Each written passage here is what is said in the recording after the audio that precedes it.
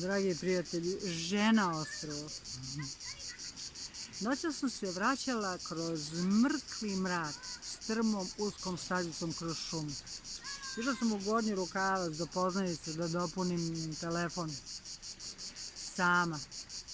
Toliko sama da je šuma imala potrebu da me pregrli.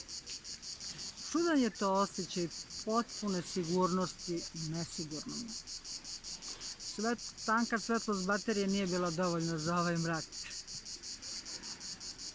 Dođu do Srebrne uvale, do plaže, u sred šume nigde nikog, čak ni zalutalih ljubavnika.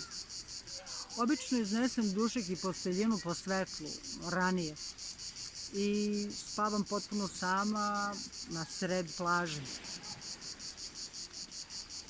I uopšte nemam problem sa tim što sam sama u šumi. Noćas,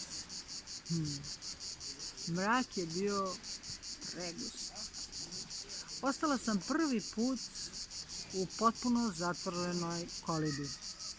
I shvatih. Naše kuće su naši kovčezi.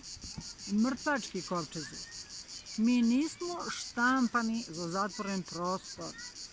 Prosto nismo tako kreirani. Pola sata kroz tu šumu i mrak noćas i prosvetljence je tu. A mrak je samo odsustvo svetla. I ako zasvetlimo, ona se uplaši i pobegne.